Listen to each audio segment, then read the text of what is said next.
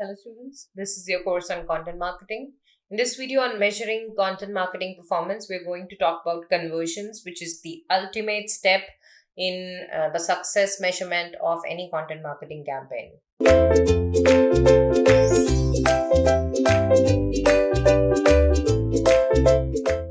Let's begin by understanding what conversion rate is and what is the logic behind its measurement.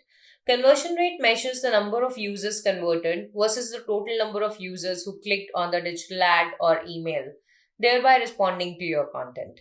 So, what you're trying to capture with this metric is if you have set a goal, how many of your promoted content formats and promoted content marketing efforts were able to achieve that particular goal. This is a critical metric for measuring success of a campaign. As you can see in the formula there, it is something which is calculated by dividing the total attributed conversions, actual conversions achieved by a campaign, by the total measured clicks. So, and then multiplying it by 100. So, if 5,000 users are clicking on your digital ad and landing on your web page, but only 150 of them are either subscribing to your page or making a purchase on the web page, then conversion rate will be just 3%. So that's the basic logic in which conversion rate is calculated. Once again, as is the case with your bounce rate, your average session duration, your cost per click, your cost per lead, this is yet another metric that you don't need to calculate manually. You can easily calculate this using your analytics dashboard. But the essence of it is something which you should understand as a marketer. And one thing I want to clarify here is that conversion doesn't necessarily mean business in terms of monetary gain. Conversion can also mean that you have gained a subscriber to your web channel or YouTube channel.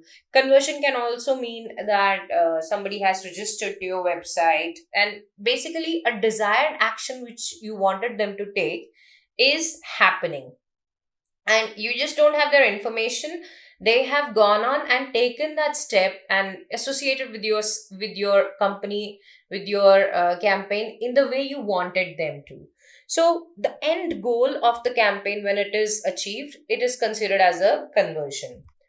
How you can optimize your conversion rate is by regularly measuring what factors in your campaign are performing, preparing reports and charts using various analytics tools to track performance of each single attribute of your campaign, analyzing if there are feedback, if there are certain inputs from your team, from your customers, in ways of what could be improved, what would seem more valuable to them, going back to your strategy planning board and making those effective changes in your content, in your graphic design, and then before implementing every new campaign, testing it and seeing which has more chances of converting more users. In the previous video, we talked about cost per lead. So, in the same ad group, we had two different ads performing. When one ad within a group can perform better, it gives a learning, it gives an understanding to the content marketing team behind it, that what will work for future campaigns. So while in scenario one, in the campaign one, one ad could achieve 2% conversion, the other could achieve 5%. By using the 5% conversion or 5% lead uh, ad as a template for future ad designs, the company can successively keep improving their conversion rate and move from 5% to 6 to 10 to 20% as well, depending upon how effectively they can capture their customer interest in the form of their content quality, their design quality, and of course the value delivered to their customers. Now, as I said, you can measure conversion rate easily in an analytics dashboard. And just like your number of leads generated, your conversion rate can also be captured in the net value, which is the total number of conversions. and as a ratio or as a percentage metric, as you can see here. So, of the total number of visits that happened, 69 were converted, and that is 49.64% of the total number of visits. And that gives you an idea that how effective your campaign is and how effective your content is.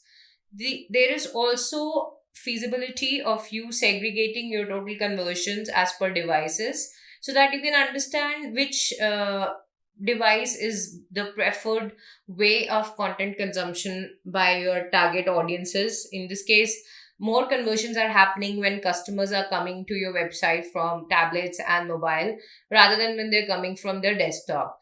It's possible that your website and your content seems more attractive, more engaging, more relevant when being consumed on handheld devices. And maybe you have to relook the UI and the UX of your desktop version of the website. So there is a lot of insights in each metric which can help you improve your overall content marketing campaign without having to go to any consultant, any specialist, or even buy a paid tool for getting such insights. This is everything you need to know. Free tools available in the market, especially Google Analytics, which you can use for improving your overall content marketing effort. So this brings us to the end of the course. Next up, we'll have a conclusion and a refresher to discuss the takeaways of content marketing course. Until then, thank you.